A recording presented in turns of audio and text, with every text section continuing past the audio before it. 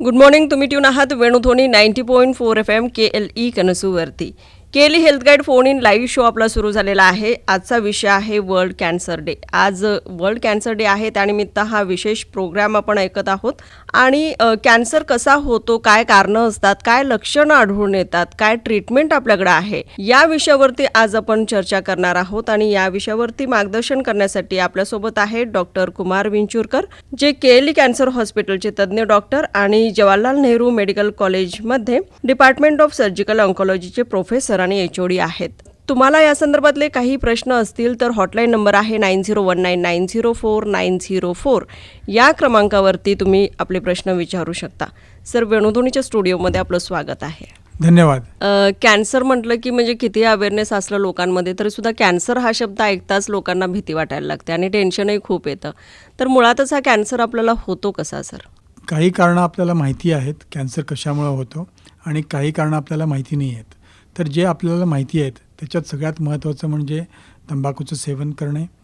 तंबाखूचं सेवन कोणत्याही माध्यमातून केलं तर कॅन्सर होण्याची शक्यता जास्त असते.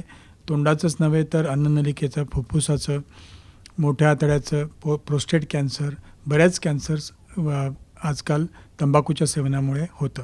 तंबाखूचं सेवन तुम्ही स्मोकिंगद्वारे करा अथवा पानमध्ये घालून करा, कोणत्याही पद्धतीने केलं तरी ते हानिकारक आहे.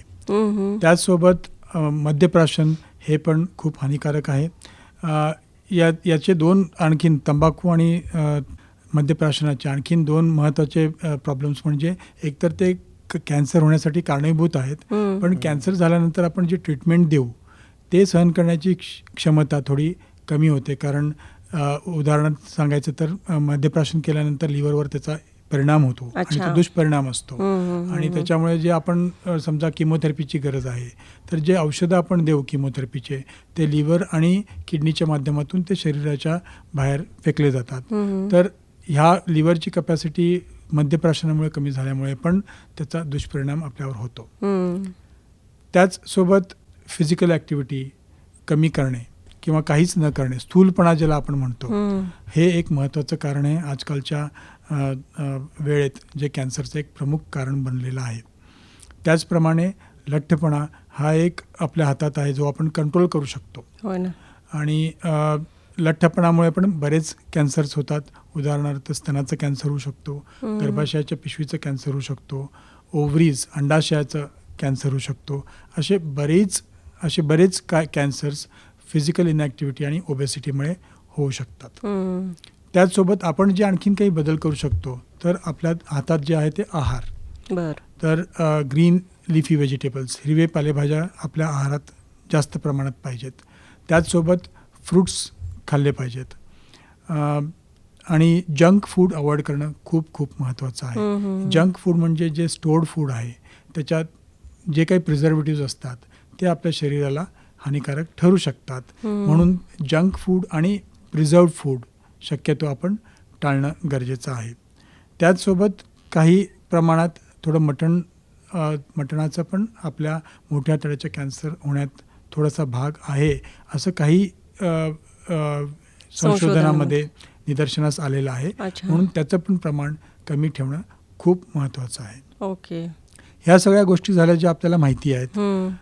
याच्या व्यतिरिक्त आणखीन जे कारणं आहेत, उदाहरणार्थ इंडस्ट्रीजमध्ये आपण काम करतो, ॲस्बेस्टॉस इंडस्ट्रीजमध्ये आपण काम करतो आहे, तर अशा लोकांना पण फुफ्फुसाचं कॅन्सर होण्याची शक्यता आहे.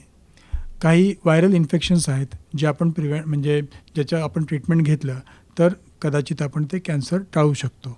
उदाहरणार्थ आपण म्हणतो कावीळ झालेला आहे तर ते हेपॅटायटिस B मुळे जर झालेलं असेल तर त्याच्यासाठी एक वॅक्सिन आहे. ते जर आपण घेतलं तर डेफिनेटली आपल्याला ते प्रतिबंधात्मक किंवा प्रिव्हेंटिव्ह ॲक्शन असं आपण त्याला म्हणू. त्याचसोबत स्त्रियांमध्ये सर्विक्स कॅन्सर हे आजकाल second commonest cancer in India असं आहे. तर त्याच्यासाठी पण आपल्याला वॅक्सिन अवेलेबल आहे.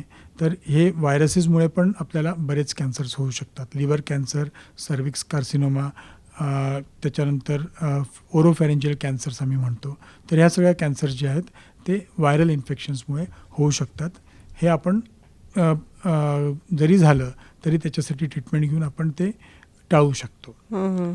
याच्या पलीकडे जर बघितलं तर आपण एक 15 ते 20% लोकांमध्ये अनुवंशिकता ಅಚ್ಚಾ. ಅಂದ್ರೆ ನಮ್ಮ ಫ್ಯಾಮಿಲಿದೊಳಗೆ ಯಾರಿಗಾರೆ ಕ್ಯಾನ್ಸರ್ ಆಗಿರ್ಬೋದು, ನಮ್ಮದು ಪೇರೆಂಟ್ಸ್ ಅಥವಾ ಗ್ರ್ಯಾಂಡ್ ಪೇರೆಂಟ್ಸ್ ಅಥವಾ ಮದರ್ದು ಸಿಸ್ಟರ್ಗೆ ಹಿಂಗೇನಾರು cancer, breast cancer, ovarian cancer ಹಿಂಗೇನಾರು ಆಗಿದ್ರೆ ಅಥವಾ ದೊಡ್ಡ ಕರಳು ಕ್ಯಾನ್ಸರ್, ಇವೆಲ್ಲ ಅನುವಂಶಿಕ್ತ ಅಥವಾ ಹೆರಿಡಿಟ್ರಿ ಕ್ಯಾನ್ಸರ್ಸ್ ಅಂತ ನಾವು ಹೇಳ್ತೀವಿ.